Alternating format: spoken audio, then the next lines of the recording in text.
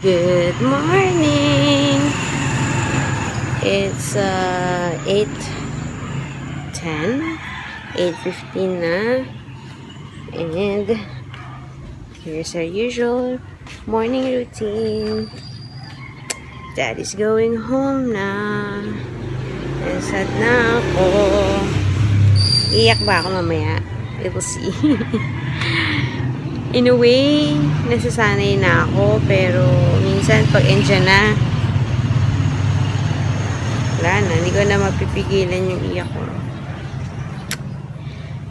Ay, hindi man na kami sasama mamaya sa paghatid eh. So, at si Zeb, dapat by that time, is either tulog or nandoon kay Sel. Dapat hindi siya makikita.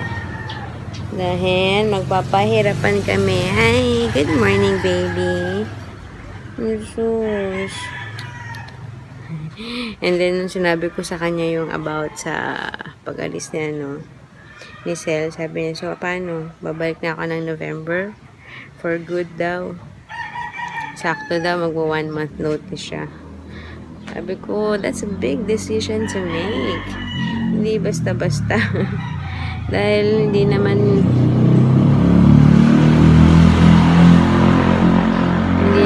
siya makakahanap agad ng trabaho na same sweldo. Especially now with 2 kids to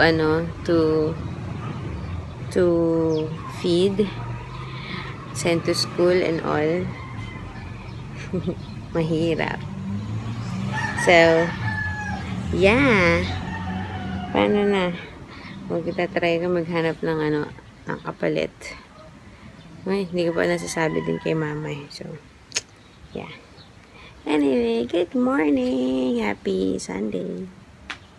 Happy, pero yung mukha hindi happy. Okay. Hey guys! Andito kami sa SM.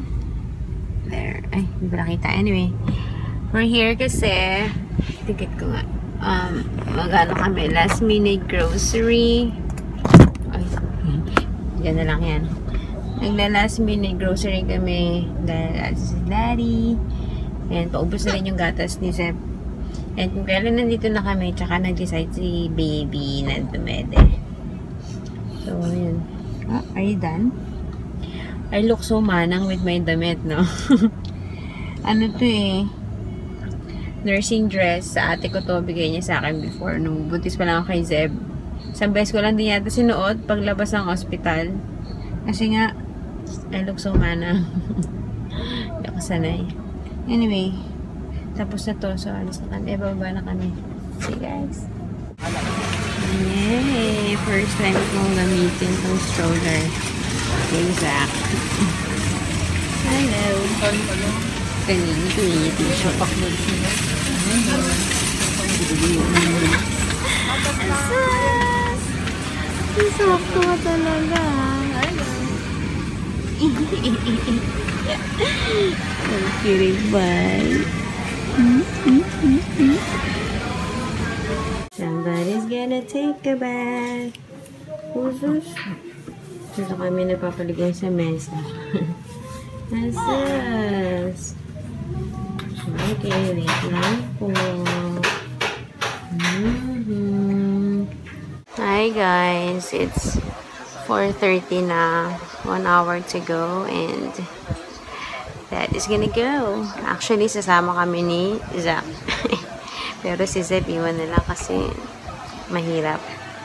So, parang lang, flashback lang nung time na iniwan niya naman kami nung baby pa si Zeb. Umiyak na ako, nagpipigil lang. Ayoko na sanang umiyak. But, yeah. Expect it later na lang. Sama kami ni Zach. Base na nga ako eh.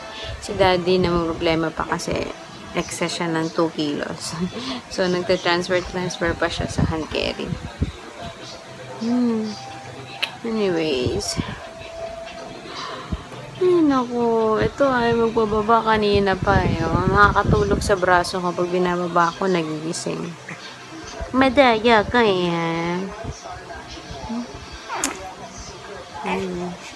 Usus naman yan. Okay, wait. See you later, guys. Ikis daddy, Zeb.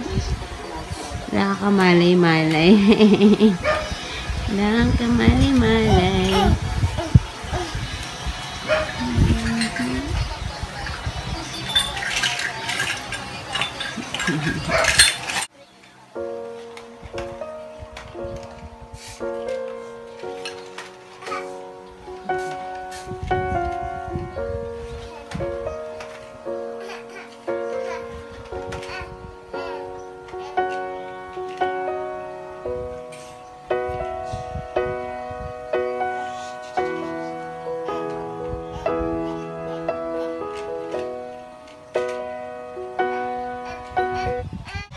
So, as you can tell, kanina pa ako nag-emote.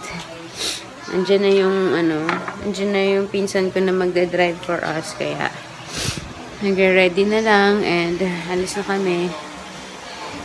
Ay, nako. Sama kami ni Zach. Where are you going?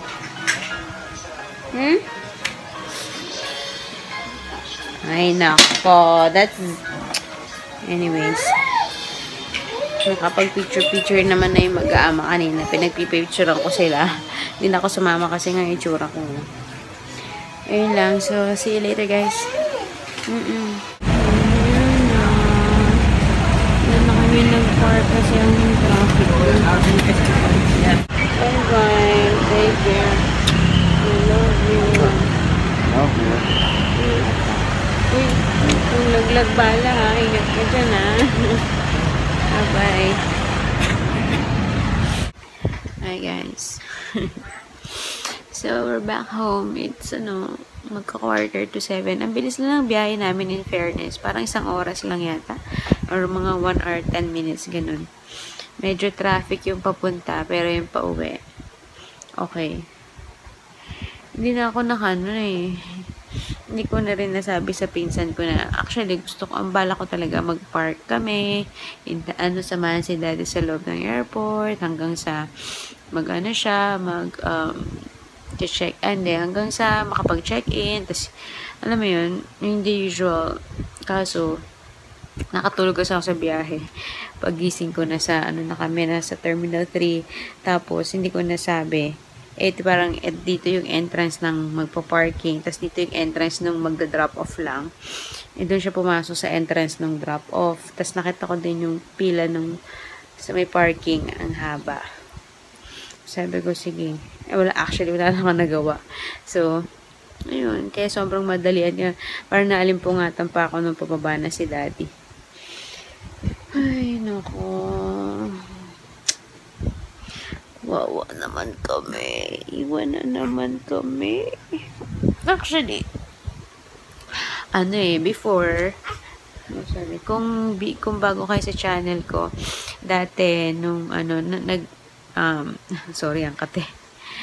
Nag-work ako sa Singapore before, tapos nung I was 7 months pregnant with Zeb, yun yung umuwi na ako ng Pinas. So, nanganak. After ko manganak, nagka-passport si Zeb, kami, back and forth kami ng Singapore. Kasi, syempre, tourist lang kami, so hindi kami pwedeng magstay ng matagal. So, maximum na i-stay namin ata is 3 months. Pero, kailangan mo maghanap ng sponsor, ng mag-i-sponsor sa'yo na either permanent resident or Singaporean citizen. So, yun, nung kay Zeb, nanggagambala pa kami ng mga kamag-anak ni Vince. Nahiya kami.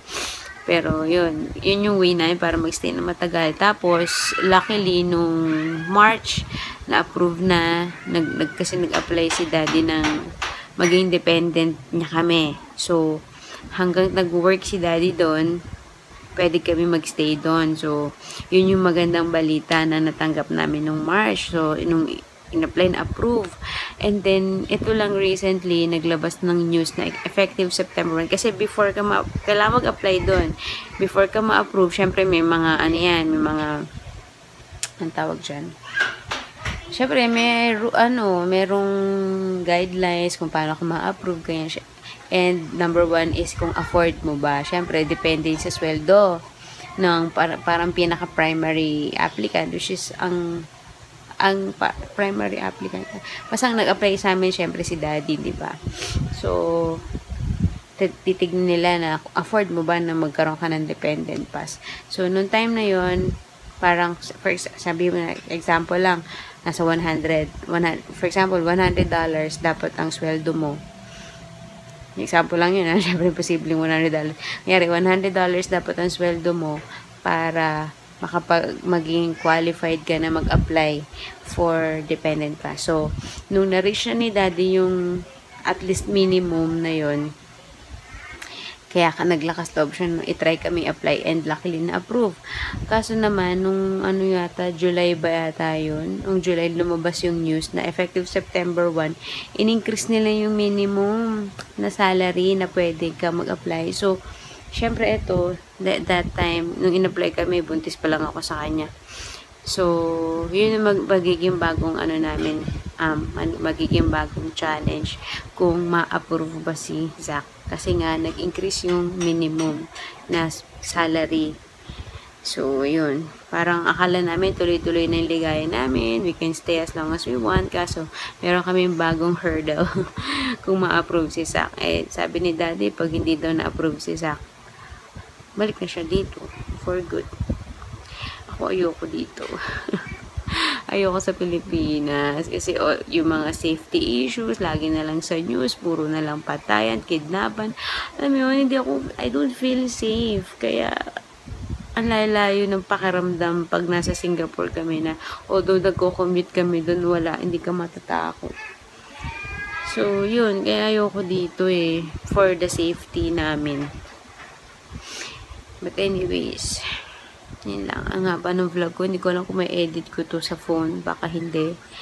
So, mamaya pagsisipagin ako, I will try to do, na rin, yung opening. Matagal ko nang walang, opening dyan. Kasi, isasama ko na si Zach. So, pag silipag ako, I'm gonna do that tonight. And, I'm gonna keep myself busy. Manonood ako ng How to Get Away with Murder.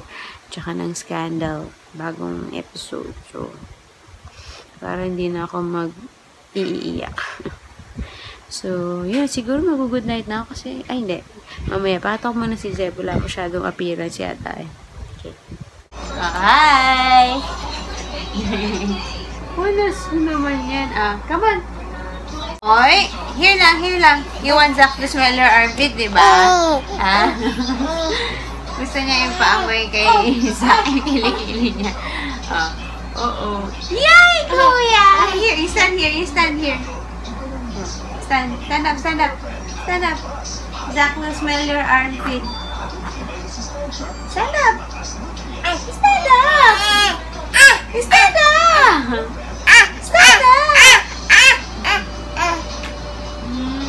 Yay, kuya!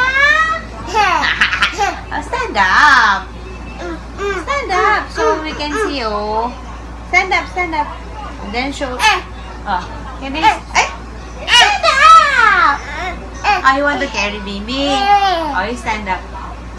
And then put your arms below. Stand up. Put your arms below. Whoa! You want to carry? Tinatawag mo. Kiss baby na lang. Thank you, kuya. I love you. What? Wait lang. Anyway, guys, we're gonna say goodnight na. Say goodnight na, Zeb. I'm gonna try to edit in a while. It's 9:15. Oh, long ago. 9:15 na. So, bye! Say bye-bye muna. Good luck sa akin. Bye, guys!